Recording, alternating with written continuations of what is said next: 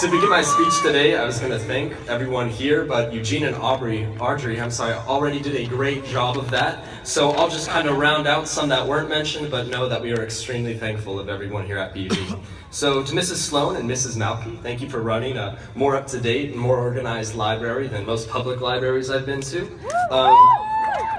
To our custodial staff, thank you so much for maintaining the facilities and cleaning up after our messes. Thank you so much. To the hallway monitors, Eddie and Steve. Thank you for being some of the coolest guys on campus and for treating us with respect. It goes a long way. And finally, one more time, the teachers at Bella Vista. Thank you for taking pride in your craft, for juggling so many moving parts and smiling through it all. We're extremely lucky here at Bella Vista, so let's give one last round of applause. And now it would be remiss of me to not acknowledge the true heroes of the day, the reason why we're all here, the class of 2017.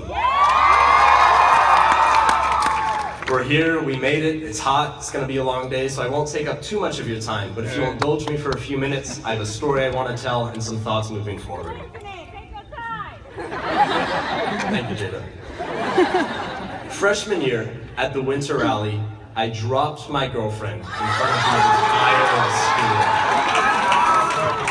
The game in question involved one couple from each class coming down center stage, holding a cob of corn in between their mouths, running up and down the court, and whichever team finished first, the senior class would get all their points and win. So there was one problem. I'm a foot taller than my girlfriend, and that difference in mouth height could not be compensated by one length of corn. So my brilliant idea at the time was to pick up my girlfriend in my arms so we're at eye level and just run back and forth while carrying her. And let me tell you, at first it was working. We were flying, but on the second trip up and down the court, I slipped and we went down hard.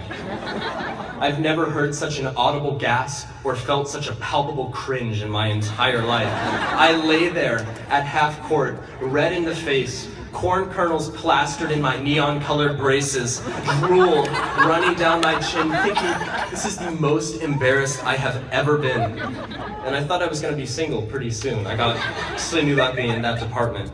But after enduring some friendly teasing, slowly the worst embarrassment of my life became less of a story about a mistake and more of a funny memory I could tell a few thousand people in a graduation speech.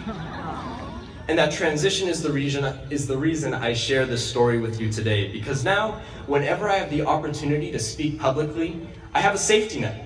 There isn't much I can do up on this stage that would be worse than dropping my girlfriend in front of the whole school.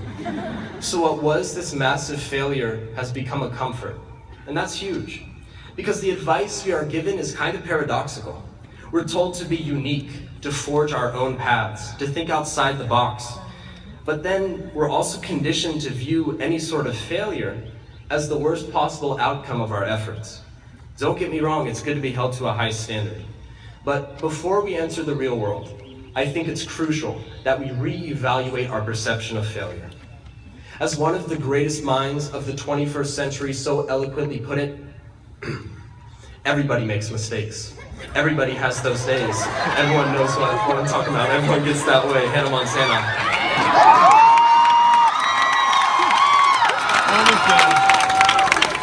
On the climb towards success, failure is inevitable. I implore you to refuse to let this irrational fear of failure prevent you from living the best life you can. Audition for that role. Start writing that book. Edit that video. Produce that fire mixtape. Not with huge success in mind, but simply because it's what you and I live to do. In spite of social pressures, in spite of overlooming failure. Because you never know. Yesterday's catastrophe might just lead to tomorrow's satisfaction. Class, after a week of sunny and warm weather, I think many of us believed that summer had finally returned, beckoning us towards the end of a 4-year journey. Instead, on the last day of school, it was raining. So many outfits ruined in one fell swoop. But when you think about it, the rain was almost poetic. On the final day of our odyssey, the internal and ambiguous anxiety of our past difficulty was cleansed by literal physical rain. For me, every drop of rain represents a memory, good or bad, an awkward exchange, a new friendship, a missed opportunity, or a completed goal. All the panic attacks and mental breakdowns, all the jubilant cheers and shared laughs, washing over us, condensing, and then evaporating away. And after this final reminder had passed, after the heavens themselves had paid homage to our collective experience, the clouds parted and the sun began to shine, leaving only the future unresolved. The meaning hidden in our strife became apparent as the fruits of our labor blossomed and coalesced into the people we have become. Class of 2017, it's truly been a pleasure to grow up with you. We've survived rivers of cooking oil in the hallways, fire drill after fire drill after fire drill, sexual assault talks courtesy of Mr. Lee at 8 a.m., and so much more. And while no one will pretend it was easy, if given the choice, I know that I would go back and relive senior season every single time. Thank you for having me here today, and thank you to Bella Vista for the worst, but then best memories of my life thus far. I love you, Mom.